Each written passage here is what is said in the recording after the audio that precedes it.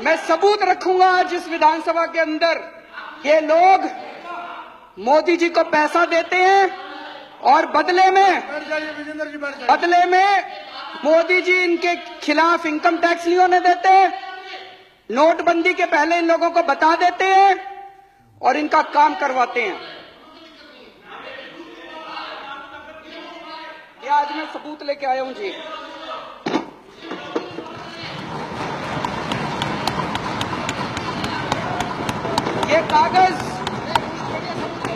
ये कागज मेरे कागज नहीं है जी, ये इनकम टैक्स डिपार्टमेंट के कागज हैं। इनकम टैक्स डिपार्टमेंट ने 15 अक्टूबर 2013 को आदित्य बिड़ला ग्रुप के ऊपर रेड हुई। उस रेड में इनकम टैक्स डिपार्टमेंट में रेड होती है, वो वहां से सारे उनके कागज उठा के लाते हैं। वापस आने के बाद इनकम टैक्स डिपार्टमेंट अपनी एक रिपोर्ट बनाता है उन कागजों के आधार पे, जिसको अप्रेजल रिपोर्ट कहते हैं। ये अप्रेजल रिपोर्ट है इनकम टैक्स डिपार्टमेंट की उस रेड की। उस रेड में उनके अकाउंटेंट से पूछा इनकम टैक्स वालों ने, अकाउंटेंट का नाम कोई सक्सेना था। सक्सेना ने कहा जी मैं हवाला का पैसा लेके आता हूं, मेरे बॉस हैं उनका नाम शुभेंदु अमिताभ है, वो जिसको कहते हैं फिर मैं उनको पैसा जाके बांट देता हूं। शुभेंदु अमिताभ बिड़ला ग्रुप के ग्रुप एग्जीक्यूटिव प्रेसिडेंट थे। शुभेंदु अमिताभ के लैपटॉप, फोन, ब्लैकबेरी सब चेक किए गए तो उनके लैपटॉप से एक एंट्री मिली। ये एंट्री है 16 नवंबर 2012 की। इसमें लिखा हुआ है गुजरात सीएम 25 करोड़ रुपए। गुजरात सीएम के आगे 25 करोड़ रुपए, ब्रैकेट में लिखा है 12 डन, 12 दे दिए, रेस्ट क्वेश्चन मार्क।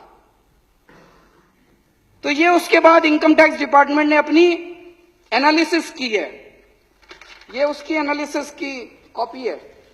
एनालिसिस में इनकम टैक्स डिपार्टमेंट लिखता है, considering the highly incriminating nature of transactions in the data retrieved from the laptop and hard disk of Shubhendu Amitabh and evasive replies and unsubstantiated claims made by him, it would be imperative for the assessing officer to scrutinize the data available in seized documents, including the laptop and hard disk, and determine the quantum of income concealed by Shri Shubhendu. Appraisal report उसके बाद assessing officer के पास जाती है और assessing officer फिर 2 साल लगा के उसकी इनकम का असेसमेंट करता है, ऑर्डर करता है। अक्टूबर 2013 में रेड हुई थी।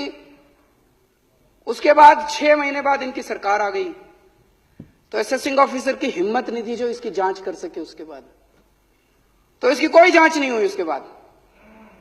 और अब ये केस को रफा दफा करने की कोशिश की जा रही है। सेटलमेंट कमीशन में इस केस को भेज दिया और बहुत जल्दी ये केस खत्म होने वाला है। इस केस को रफा दफा करने की कोशिश की जा रही है।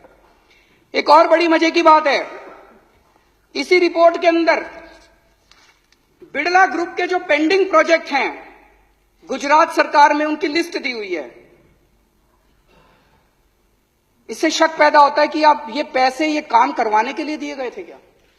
इसमें लिखा है, levy of stamp duty matter has been taken up at the principal secretary level and through the honourable chief minister's office, deputy collector stamp has been instructed from Gandhinagar not to initiate any action. मतलब कि मुख्यमंत्री दफ्तर, गुजरात के मुख्यमंत्री दफ्तर ने stamp duty ना लेने के आदेश दे दिए हैं। इनको गैस की जरूरत थी तो इसमें लिखा है गैस के लिए भी बात हो गई है। तो जो जो काम पेंडिंग थे गुजरात सरकार में उनकी सबकी लिस्ट दी हुई है। तो एक मन में यह शक होता है ये 25 करोड़ रुपए ये सारे काम करवाने के लिए पैसे दिए गए थे।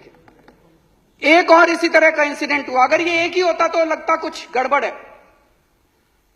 22 नवंबर 2014 को सहारा के यहां रेड हुई। एक कमरे से 130 करोड़ से ज्यादा का कैश मिला। वहीं पे कुछ कागज मिले, उन कागजों में भी नरेंद्र मोदी जी का नाम है कि लगभग 400-500 करोड़ रुपए देने की बात है उन कागजों के अंदर। और कई नेताओं के नाम है, कई मुख्यमंत्रियों के नाम है देश के, उनमें नरेंद्र मोदी जी का नाम भी है।